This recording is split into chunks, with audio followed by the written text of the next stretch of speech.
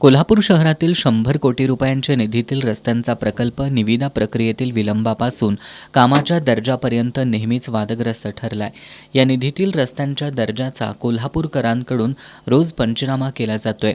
या पार्श्वभूमीवर या कामासाठी निधी आणल्याचं श्रेय घेणारे राज्य नियोजन मंडळाचे कार्यकारी अध्यक्ष आमदार राजेश क्षीरसागर यांनी काल महापालिकेत आढावा बैठक घेतली.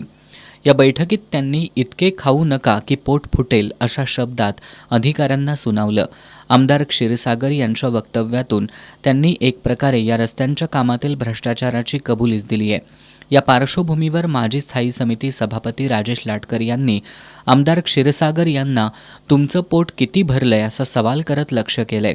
शहरातील अनधिकृत बांधकामं, स्वच्छतेची दयनीय अवस्था, क्रीडा प्रकल्पांचे खोळंबलेले प्रस्ताव या सर्व विषयांवरून त्यांनी सत्ताधाऱ्यांना धारेवर धरलं.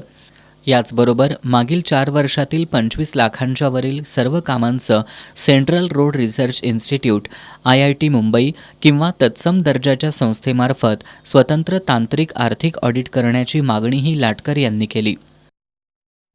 कोल्हापूर शहर गेली 3-4 वर्षे या महायुतीच्या काळामध्ये नुसती धूळ आणि खड्ड्यानं माखलेले रस्ते, निकृष्ट दर्जाचे रस्त्यानं ग्रासलेला आहे. आणि वारंवार या परिसराचे आणि या विधानसभा क्षेत्रातले आमदार गेले एक वर्ष झाले ते उत्तर विधानसभेचे आमदार आहेत राजेश क्षीरसागर साहेब, आणि गेली 3 वर्ष ते कॅबिनेट दर्जा राज्य नियोजन मंडळाचे अध्यक्ष आहेत. सत्ताधारी घटनात्मक पदावर असताना तेच गेली 7 वेळा त्यांनी मिटिंग घेतल्यात आणि कधी अधिकाऱ्यांच्यावर प्रशासनावर खेकसायचं. परवा तर त्यांनी फार मोठा एक स्टंट केला केविलवाना आपली प्रतिमा सुधारण्यासाठी, की कॉन्ट्रॅक्टरांना सगळ्यांच्या समोर झाडल्याचा एक स्टंट केला की किती कोट्यावधी रुपये मिळवशीला, तुमचं पोट फुटल, किती मिळवशीला.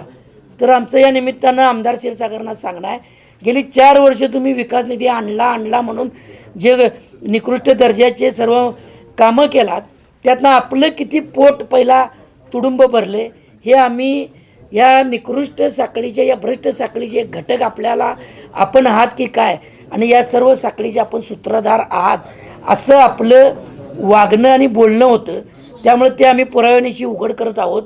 हे कॉन्ट्रॅक्टर आपल्याच संबंधित आहेत, आपणच कन्सल्टंट नेमता, आम्हालाच काम, आमच्याच माणसाला काम मिळावं म्हणून कॉन्ट्रॅक्टरांच्या ग्रुपवर व्हॉट्सअप टाकता, आपल्या आशिष आणि कमलाकर ह्याच्या पाठीमागे ठेवता. त्यामुळे आपण यातनं बाजूला जाऊ शकत नाही.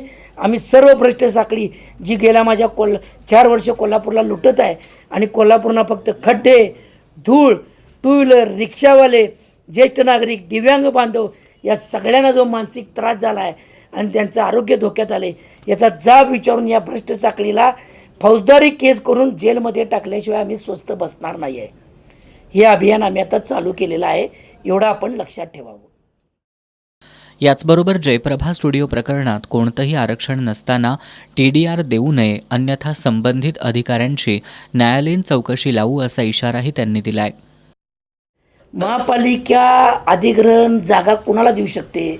ज्यांच्या जागेतनं महापालिकेचा एखादा रस्ता आम्ही भूसंपादन करणार आहे, त्याचं घर पडणार आहे, त्याचं ऑफिस पडणार आहे, त्याचं व्यापाराचं क्षेत्र पडणार आहे, किंवा आम्हाला तातडीनं काही ठिकाणी भूसंपादन करायचं आहे, पार्किंगसाठी जागा पाहिजे आहे.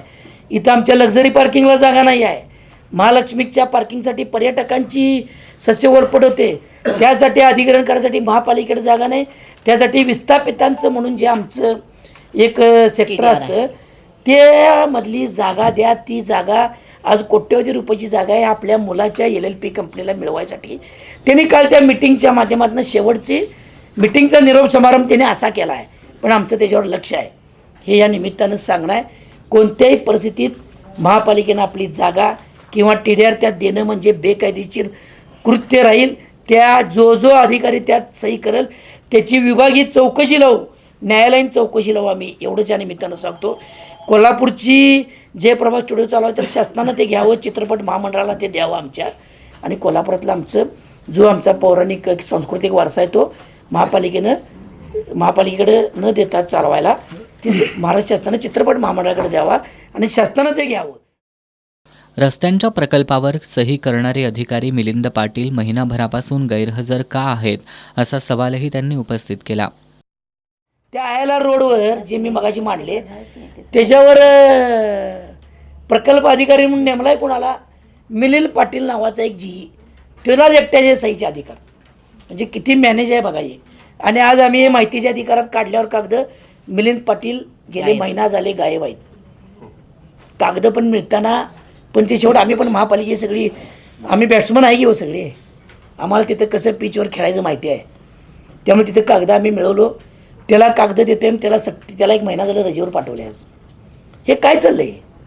तोच त्याच्या सहीनं बिलं निघाली, मध्ये कोणी क्लास 1 अधिकारी डायरेक्ट आता विभाग कार्यालय क्रमांक 4 येतं ताराणी मार्केट, तिथला कनिष्ठ अभियंता नाही, तिथला सहाय्यक अभियंता नाही, तिथला उपनगर अभियंता नाही, डायरेक्ट प्रोजेक्टचा मिलिंद पाटील. यावेळी माजी उपमहापौर प्रकाश पाटील, माजी नगरसेविका भारती पवार, माजी नगरसेवक तौफिक मुल्लाणी, विनय फाळके, धनंजय सावंत, दुर्वास कदम, महेश जाधव, संजय पटकारे, राजेंद्र साबळे, अमर समर्थ आदी उपस्थित होते.